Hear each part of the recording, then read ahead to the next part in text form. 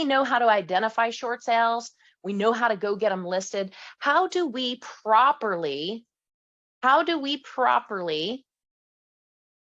negotiate short sales? How do we properly get the bank to understand what it is that we're trying to accomplish? Diana, I need to be able to share the screen. You should. It says that you have accents.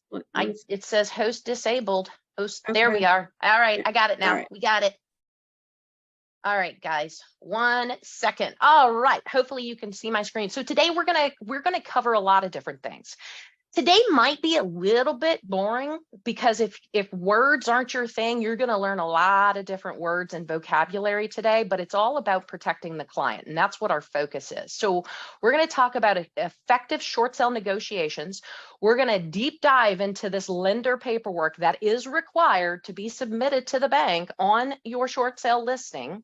And we're going to talk about negotiations with the lender. How can we win? How can we streamline the process? How can we make sure that not only does short sales mean we're selling a property short of what's owed to the mortgage, but how do we make them short in as far as deal cycle goes? Okay, we're going to talk about all of that, and then really we're going to focus on how to protect the client, because that's what we're here to do. We are here to gain business of problem solving, and that's what I love so much about short sales, because we are truly helping people. So I shared this in the last class, but there is a PDF online that when you Google short sales, Wells Fargo short sale paperwork, this PDF packet is going to come up. And we're going to deep dive into this and what does it mean. So not only are you going to get that listing appointment, go to the seller with your typical listing paperwork, but you're going to take this packet with you.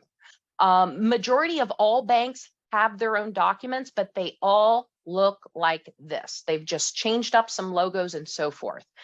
Now, I know right now there's a whole lot of people that may be in default on their mortgage payment, but there's equity in the property, okay? I still say you fill out this paperwork because it's almost like it's a response to that litigation that bank has filed, right? You are letting the bank know that you are intending and your seller is intending to sell the property. You're also letting them know that this is whether it's a primary, a second home, whatever the case might be. But you get this paperwork filled out with your client because it needs to be submitted to the lender with perfection. And so you're not leaving things blank. This also, taking this with me, has always made it easier to get the listing. And what I mean by that is before we even talk about signing the listing contract, I'm working through this document with them, because right here in the middle of this form, it says, is this property listed for sale? And I look to that seller right then and there and I say, look, I want to check yes, because the bank wants to know you're trying to resolve this issue. They will pause this foreclosure process, but we got to tell them. We got to tell them that you're willing to do this. And so by checking this box, yes, this is listed for sale. And by you signing my listing contract, we're going to accomplish that. We are going to slow roll this process of a foreclosure so that we can get to that workout solution. All right. And so do this part of it first. If they're hesitant about listing, I promise you this helps you tremendously. But going through this paperwork and filling every single thing out about it is so important, because one, it's going to help you understand what it is you're bringing to market, what it is you're representing. This is going to allow you to understand, is there more than one mortgage on the property? Is there a second? Is there a third? Is there any other debt collector that's out there, right?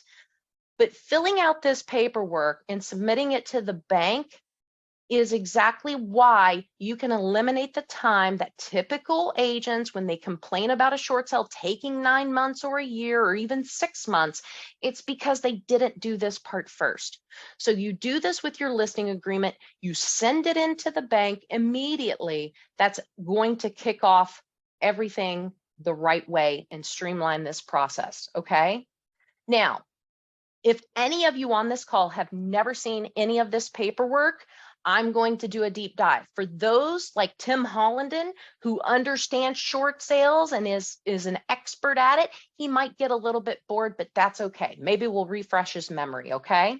So what's important is to identify what is their hardship, right? Because the bank doesn't have sympathy for people when they say, oh, I just don't want to pay my mortgage anymore, right? They're not going to have sympathy for that. So you need to identify what is the true hardship. Is it unemployment? If it is unemployment, guess what? There's no hardship documentation required, which is awesome because it's less paperwork for everyone, okay? If it's underemployment, there's no other documentation that's going to be required, just this package. And then another thing that I'll show you, if it's an income reduction, again, no hardship as long as they've submitted that income documentation to prove that, okay? Now a divorce, if the property is in this status because there's a divorce going on, then it's telling you exactly what you need to obtain from them and submit right along with this package. You know, short sales are not hard. People make them hard because it forces us to read. That's it. Just read. It forces us to read. We'll share out this package in our workplace group on Freedom Team after this class. But like I said, you can Google it on Wells Fargo short sale paperwork, and it's a PDF that pops right up on the internet, okay? Death of a borrower. You just need the death certificate or the obituary, right? If you can't obtain the death certificate, because sometimes the state takes a while to process that, if there is an obituary, it works just as well, okay? Long-term or permanent disability, serious illness, doctor certificate, medical bills, proof of the insurance benefits or government assistance being paid out toward that medical issue or health issue, a disaster, insurance claim. If a state issues a state of an emergency, you know, I live in Kentucky, Louisville, Kentucky. We had a massive storm roll through on Friday. Tim just got his power back. I luckily never lost mine, but the state issued an emergency. So a copy of that you can find on the internet absolutely would work, okay? If somebody's been transferred, in order to keep their job, they had to transfer, there's no hardship documentation required, okay? Business failure, they're self-employed, and then those are listed out as well. I'm gonna pause right there. Does anybody have any questions about that so far? Anybody? And if there's anything in the chat, I apologize, since I'm sharing my screen, I haven't been able to look at that. We good? All right, let's keep going. Now, even though on a lot of those hardships, there was no documentation required, remember, what is required is this document, and it needs to be filled out, and it needs to be honest, and nobody can, you know, they shouldn't falsify this document, because yes, they could be sued, and so could you. So you want to make sure that they're filling this out appropriately, but they're going to fill out their monthly household income. What is their gross wage? What do they earn on overtime? What was the start date of that employment? The co-borrower start date. You know, if it's a couple and they're both on the loan, they both need to be on this documentation, okay? You can go through every bit of this and see what is all of these expenses and or income, okay? If they're on food stamps, welfare, you've got to claim that as well. And then you total up that gross.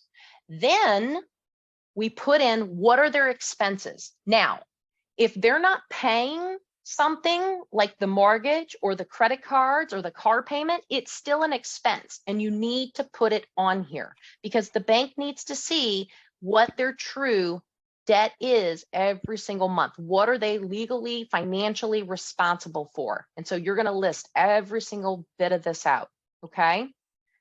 Household assets, how much money is in their checking account? If it's 30 cents, put it's 30 cents. Savings, money market accounts, CDs, stocks, bonds, anything else that they have as far as money that is in their name, they need to put it on here. Any questions on that? I thought I heard somebody. Okay. All right, I'm going to keep rolling. Now, if you meet people, and I did this back when I was doing tons of short sale, when we had the economic downturn starting in 2007, 2008, there were people that said, I don't even have a bank account. That's fine. What you're going to do in that instance is they're going to write a letter, handwrite the letter that says, hi, or, you know, Rick James, I do not have a bank account. They're going to sign it, they're going to date it, and they're going to time it. And you're going to submit that with this. Okay. And if all they have is $200 bills in their pocket, then you're going to put that down as cash. That's it. All right. So I'm not going to read every line of this, but this is where they are saying that none of this is fraudulent information, okay? They're basically giving permission for the US government, for the FDIC, for any service out there to investigate this. So they don't want to lie. Nobody wants to commit fraud. They're going to sign every bit of this. Now, the very end of this information, if you filled out this document, that's fine with their information that they've given you, but you're going to put on here, you were the interviewer and you sign saying you filled it out on their behalf. That's what that means there, okay? The 4506T is mandatory. This allows for the bank to receive or ask the IRS to obtain a copy of their tax transcripts just to verify that they're being truthful on all those financial statements. So it is required and they do need to sign this. If you have a client that has not filed taxes, then what you're going to want to do is also have them write a letter that says, I am Rick James. I have not filed taxes for the following years. List out the years, sign, date, and time it. And here's why you want to do that. Because if they turn in a request for tax transcript to the IRS and they've never filed those taxes, the IRS does not send communication to the bank that says, we don't have these to send to you. So then that's when short sales turn into very long sales because everybody's sitting there waiting for something to happen. Go ahead. If they haven't filed taxes, you're going to have that letter done. You're going to submit it with this package to the bank. That way, the processor's going through it. They're going to see right there, they haven't filed taxes. No sense in asking for the tax transcript and no sense in waiting around for it. These things are what are very important to people. And this is why how you can minimize that deal cycle and actually get something accomplished quicker. Okay. Short sale affidavit. This says Wells Fargo Bank on it. Everybody has a short sale affidavit, okay? And basically, again, they're signing this, talking about a short sale. They're asking for, in the event that it's the property sells for less than what is owed, that we're sitting there saying we want you to take it as full payoff of the debt owed in exchange for the release of the mortgage on this property. That's what we're asking for, okay? We are telling them that we're going to go by their rules. Their rules meaning they want this to be an arm's length transaction.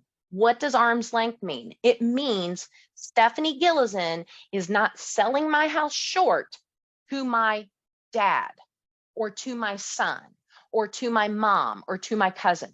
They don't want to see things like that, okay? That looks too fishy. They want to make sure it's an arm's length transaction to where the property is being sold to a completely unrelated party. All right. So that's rule number one. You're also stating there's no other side agreements. Okay. And what I mean by side agreements, let's say we're selling a luxury house and it's got some beautiful furnishings in it. And the buyer walks in and says, okay, I'll give you $850,000 for this house, but I also want to buy this furniture. I want to give the owner $150,000 in cash for the furniture. No, no, no, no, no. Banks don't want that. And the reason why you can't do that is because technically that $150,000 should go to the bank. The bank shouldn't have to forgive debt if the seller's going to get cash in hand. If they're going to get cash in hand off of some other way of this deal, it needs to be disclosed to the bank. Okay. And so all of these things are listed out here. We're also saying neither the borrower nor the purchaser will receive any funds or commissions from the sale. In a short sale, you cannot rebate your commission. You cannot entice them to buy and say, I'll split my commission with you. You're telling them you can't do it. If any cash is going to change hands, the bank wants to receive as much as possible. And so that's why they're putting these rules in place, okay? Neither the borrower nor the purchaser will receive a relocation incentive payment if offered by Wells Fargo and approved by Freddie Mae. The borrower may receive a relocation incentive payment. What does that mean? Okay. So what that means is the seller, who is the borrower, right? They can receive, if approved by Fannie Mae, Freddie Mac, FHA, they can receive a relocation incentive. And how you prove that and how they obtain that is, one, proving that they're maintaining the property. How do you prove that? Utility bill. They have all the utilities turned on. They're living in the home. If they have vacated that property or turned off the utilities, they've automatically cannot be approved for any of those incentives. Okay. These incentives are not a ton of money. You know, on FHA, it's $750 that they could receive. On some of the Fannie Mae's, I've seen $3,000, $3,500. The most I've ever seen is close to $12,000, but that was a very extreme circumstance and it was a multi-million-dollar collection. Okay, so it's not going to happen all the time. But you asked that, you know, we're here to solve a problem. We want our seller to walk away with something, right? And if they're taking care of the property, they're mowing the lawn, they've got the utilities on, they're living there, they haven't abandoned it, then ask that. And that's going to be your job to ask that processor that you're assigned at the bank. Once this gets submitted, you'll get assigned a processor.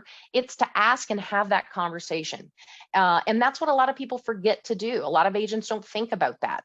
But those were the best short sales that I ever did, when a seller actually, yes, they lost their property because they had to sell it. They were forced to sell it. They no longer could afford it, but they actually walked away with a couple grand, or even the $750. They were satisfied. Okay.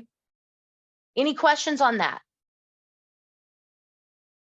Okay, you all are quiet. I hope you all can unmute your mics and there's not an issue with that. Heidi, did you have a question? Okay, good deal. All right.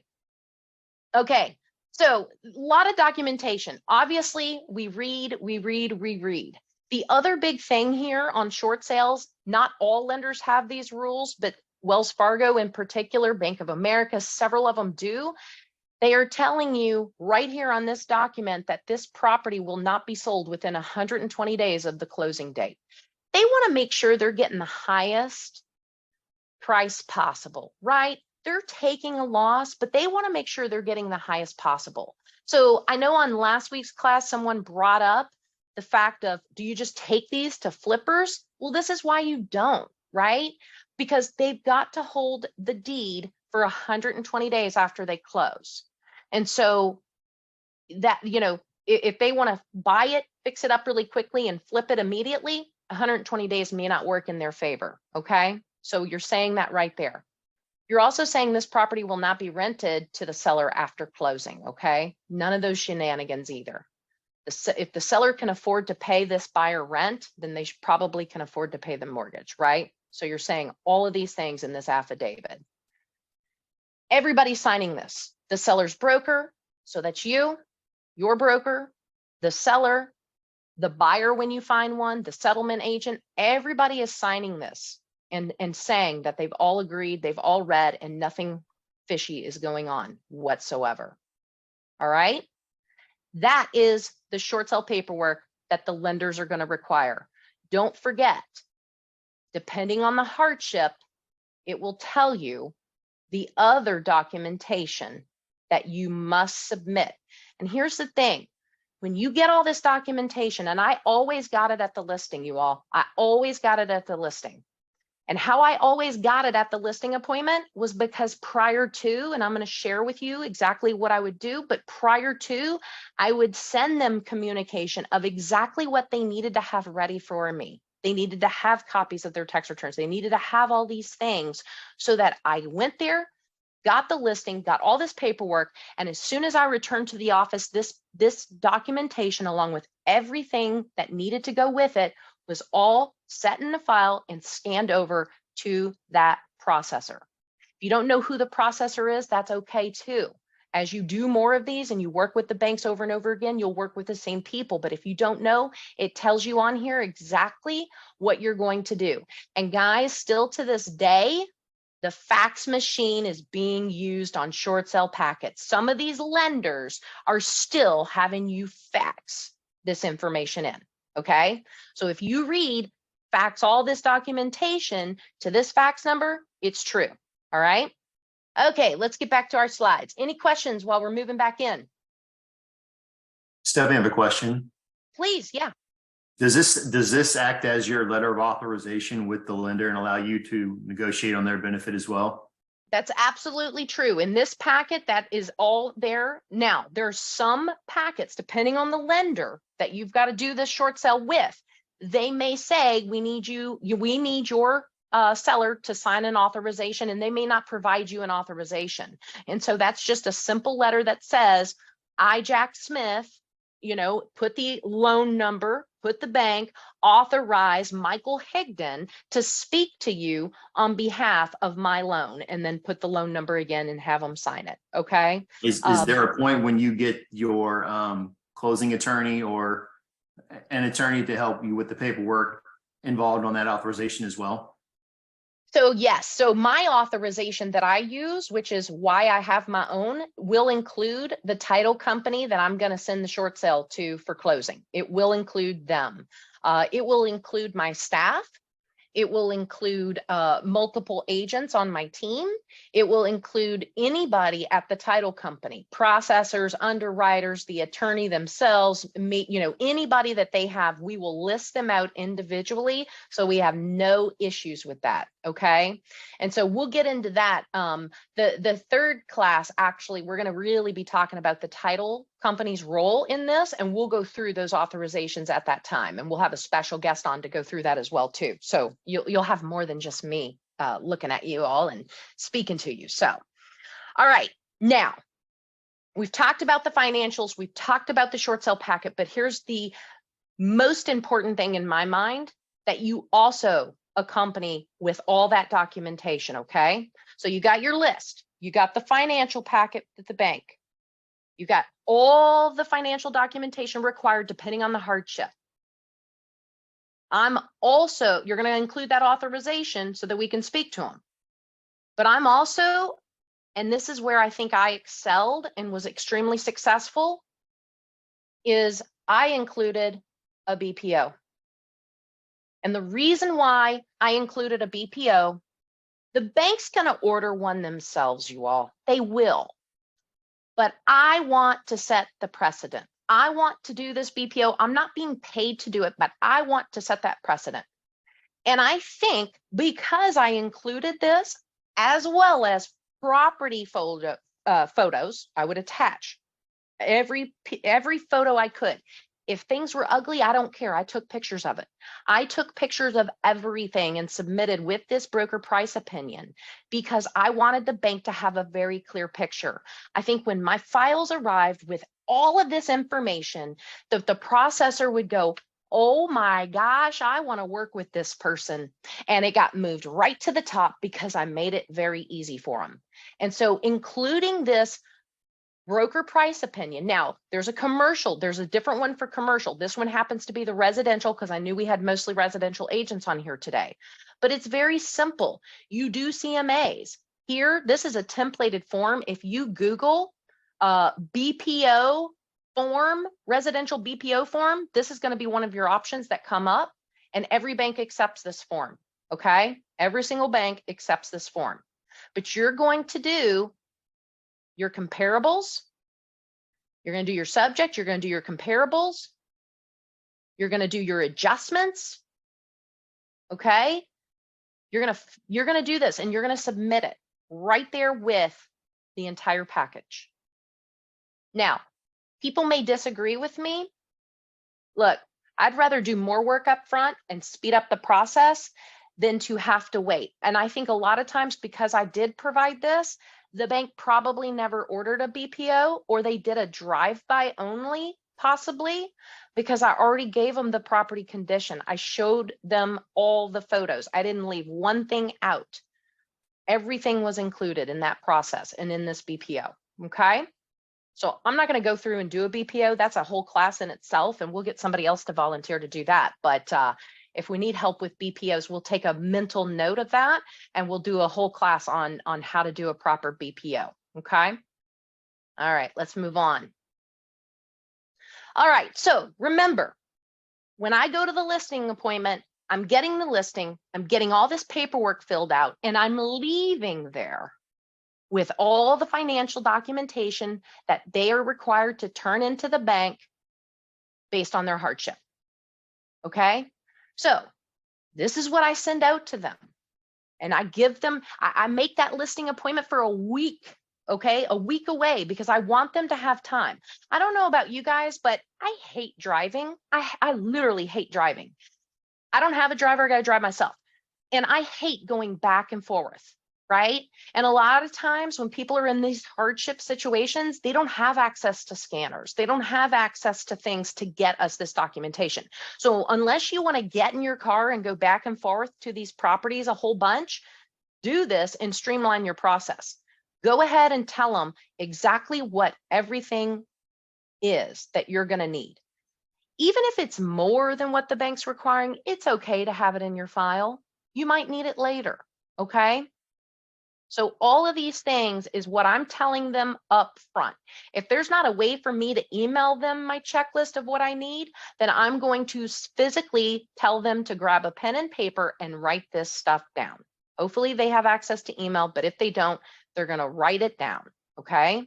The good thing is now anymore you can take a picture and send a text message to them. And then there's their little checklist right there on their phone if they don't have the email or a computer or what have you, all right? There's more to that. I also set the precedent on exactly how we're going to work together. I set the rules. I didn't sign up to be their babysitter. I signed up to be their problem solver, but they have to help me solve their problem, okay? So I'm telling them how we're going to work together. I'm also telling them we're going to have to show that house. The lender's going to want proof. The lender's going to want to see proof that it's been on the multiple listing service for so many days. It's been advertised out to the public for so many days. And how many showings have we had in? And what is that feedback? When you're trying to get value approved, there's nothing better than to have the feedback. I have used those showing time feedback reports so many times to tell a bank, you're wrong. Here's my BPO. Here's the pictures of the property. And here's what the feedback is. You need to reconsider. It's a negotiation. Then I tell the seller, hey, look, we're going to sell this house as is. I know you're not going to fix anything. I get it. But do your best to do some of these things. And you all have these lists. I mean, you know, you're doing this for any type of listing. All right. But the day I go there for the listing, it's okay if it's a slop mess. I'm okay with that. I want the bank to see the ugliest, the worst, the everything. But when I show the property, I want them to do the best to show pride of ownership so that it's less worry for the buyers. And then I'm letting them know that seller's possession must be completely moved out at the time of closing.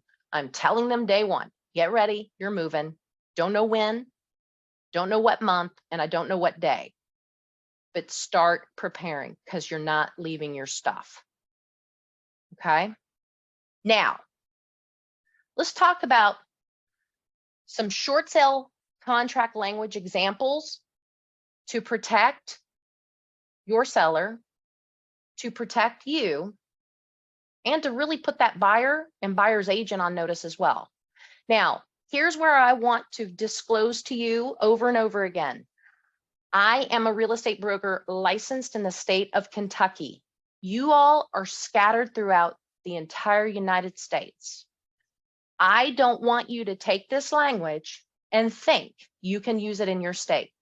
I want you to take this language and I want you to go to your managing broker that holds your license. And I want you to get their permission because laws are different in all states.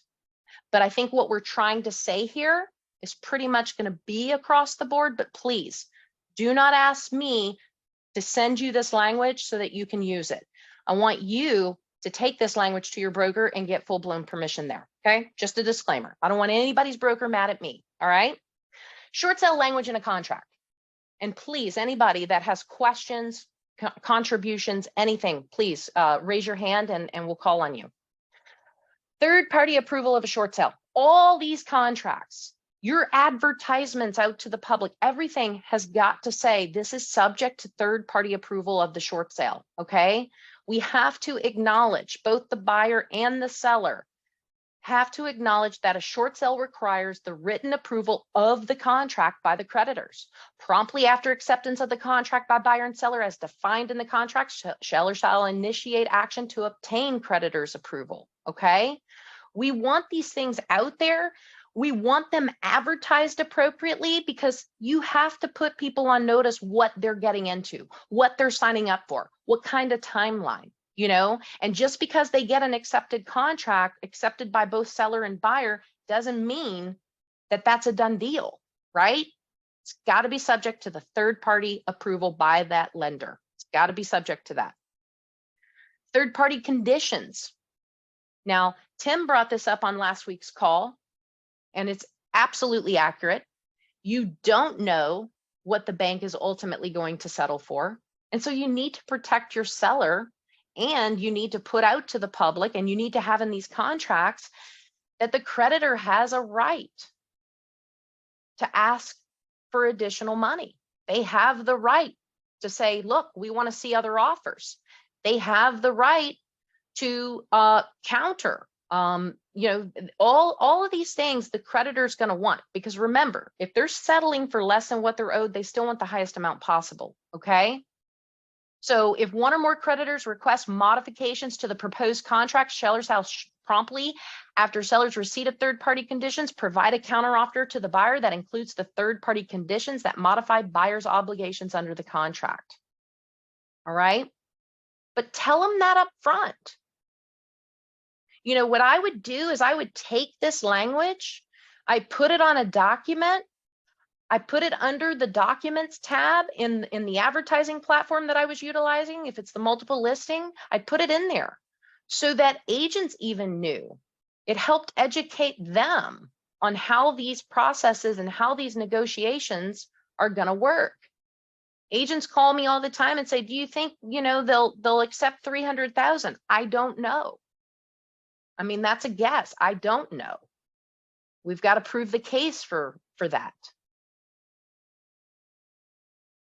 Failure to obtain third-party approval. What happens?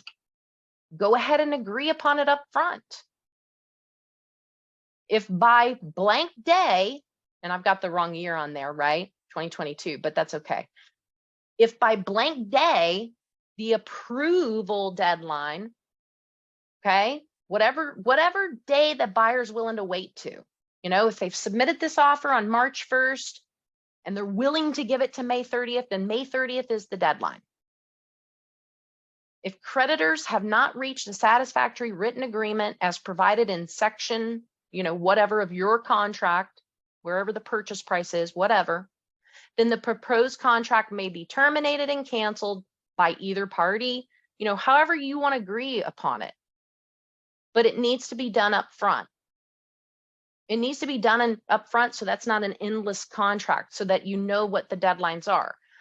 I utilize those deadlines too and submit this to the bank so that the bank knows that they have a deadline that we're trying to meet. That, hey, we have this buyer at this great price, but they're only giving us until May 30th. So bank, please get your you know what together so that we can collect this money for you. And then the seller's right to accept additional offers, because that first offer may not be good enough. And so pending approval by the creditors of the terms of any short sale and completion of settlement and closing on this short sale, the seller may continue to market the property for sale and solicit from interested buyers offers for purchase. If the terms of any of this of any of the such offers are acceptable to the seller, then the seller may accept such offers as a backup contract in the event that this buyer's contract dates have expired. Sellers agree that the backup contract shall not be presented to the creditors for approval until said backup contract becomes a primary. Now, you might have a lender that says, nope, we want to see all offers. So when you receive them, send them in, send them in, send them in, send them in. I always chose, if I could control it, to work one offer at a time, keep getting backups so that I had multiple people to go to if the first one fell out, but I didn't want to confuse the bank. And I didn't want to prolong that process, but the bank's going to dictate that to you. Okay. They're going to tell you exactly what that is. Now,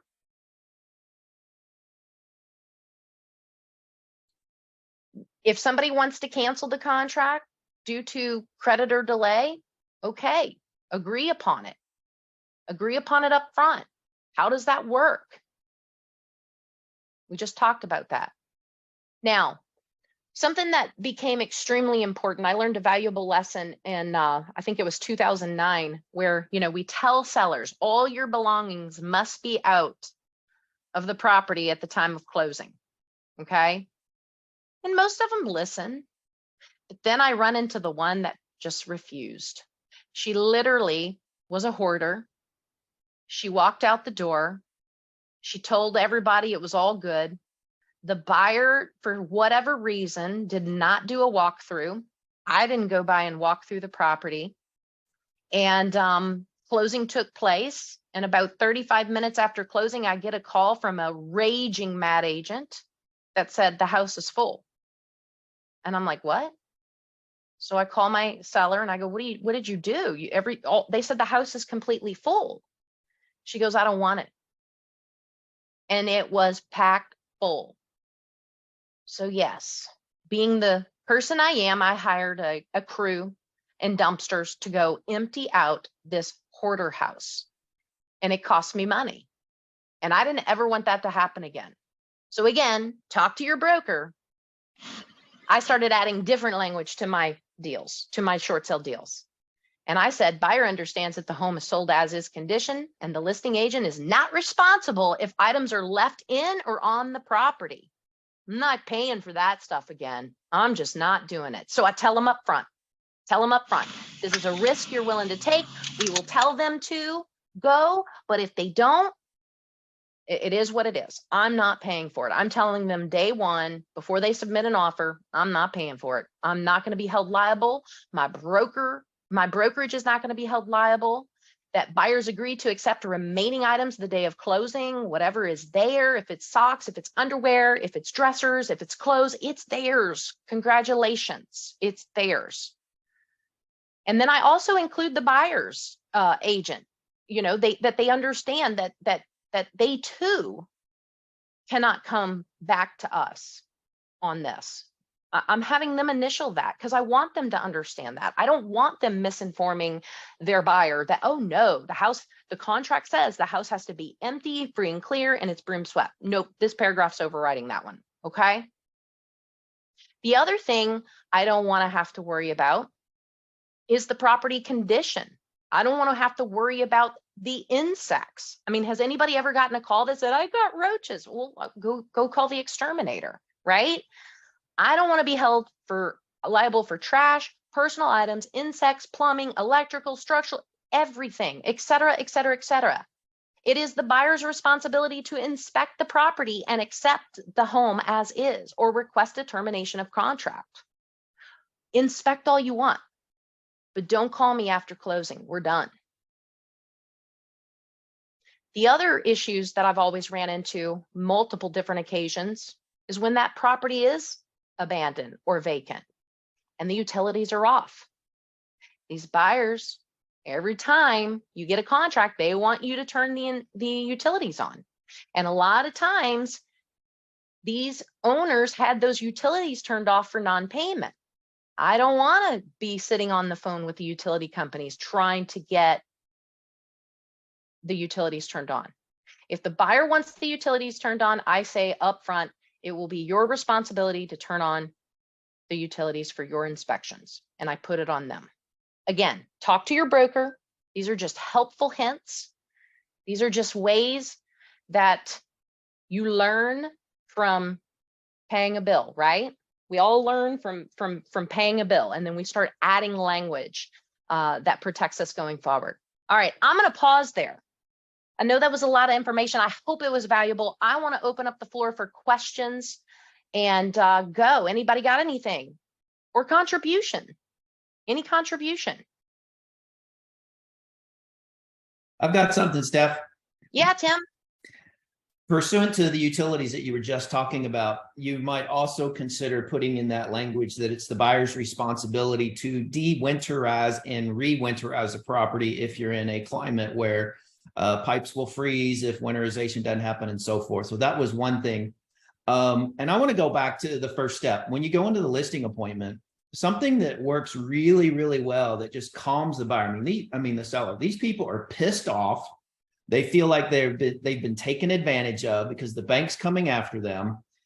And something, write this down, something that I've said that sort of just lets the air out of their sails and calms it is, listen, Mr. and Mrs. Seller, I get it. You know, if you've had a hardship, you can say, I've been where you are. If you haven't, you can say, my team, my brokerage, or yourself, I do hundreds of these types of transactions a year, whatever the case is, use what you have, but say to them, I understand that bad things happen to good people. And that phrase is like, you get it, you get me. So it's a really relational thing that almost, I would almost say will get you listening every time, just identifying with them. Last point, and I'll let somebody else talk. People don't use as much snail mail as they used to. So this is less relevant, but all those things, all those documents you're referring to, Stephanie sends the list a week in advance.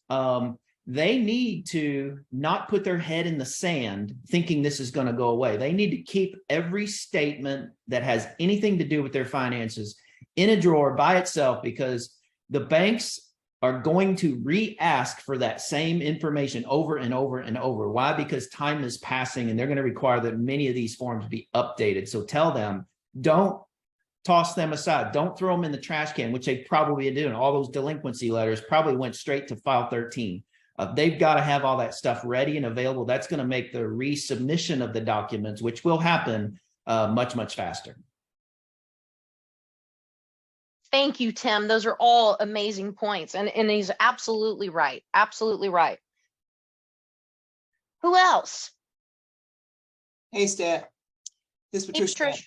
So during my 2008, 9, 10 era, I learned that almost every 6 weeks or sometimes 60 days, the banks would switch out account executives.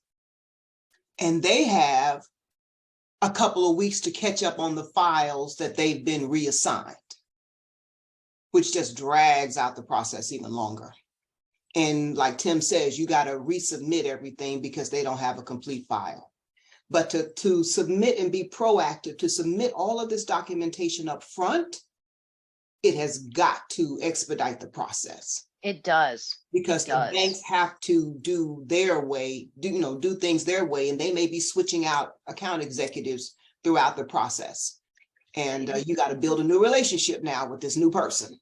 That's right. And Patricia, that's why I said, and I didn't start that the day one. I learned, right? Because exactly what you're talking about, you'd get assigned somebody new and then you're like, well, crap, everything I've done, now I've got to start over. So when I started doing it day one, it was almost like we were getting past all of that. There was no time to switch anybody out. We were really streamlining them to close all of them in 90 days max from start to finish. That was the goal. And that's what we were really focused on. And that's what we were doing. And so, I will always submit right up front and the banks appreciate it. I don't know if this happens, but you could only imagine when you do such a stellar job and they don't even have to ask you or tell you how to do the job, right? Then they've got to be putting some kind of star by your name. And when they see that name coming through in the future, they know when they go to grab, oh, that's the easy breezy one. She knows what she's doing, right? I mean, that's the reputation you want. I mean, when we were gaining that reputation, the banks were reaching out to us saying, listen, Here's some opportunities. Can you go get these? Can you go convince them to list? They were bringing the deals to me. So that's why I set it up to impress day one. Amen. Let the church say amen. Because that was a learning curve for me. I was a lot younger, but at this stage of life, let me just submit that whole package and keep it moving. Exactly. Awesome. Anybody else? All right, guys. Well, I'm going to let you have 10 minutes back in your day, unless you have something that you want to contribute. We will put this video out a little bit later in the workplace group, Freedom Team Workplace group, and we'll have last week's. And then I'm going to put these slides out there as well. Remember, please remember, you all are my witness. There is a disclaimer.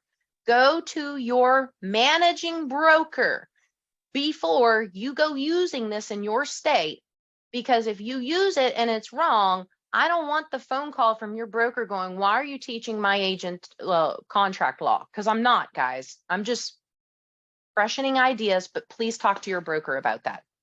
If you're in Kentucky, Elizabeth Monarch endorses all of our business, so we're good. Definitely. So you think, as far as going to the broker, it's okay to take some of the adjustments that you mentioned, just take it to them and let them know, I want to see if we can add this verbiage to our contract so that we can or an addendum to, and just say, does this is this does this work with our real estate law, and give them, let them have a look at it. Yeah, absolutely. Okay, thank you. Great job. All right. Thank you all. Have a great day. Next week, we're going to have title on here. We're going to get really nasty at all the uglies of title and what happens when not only do you have a one lender, but you got like 9 or 10 debt collectors that are pausing and slowing down your short sale. How do you win? That's what we're going to have. I'm going to have a special guest on next week. So you're going to have somebody more than just me. All right. Thank you all. Have a great day.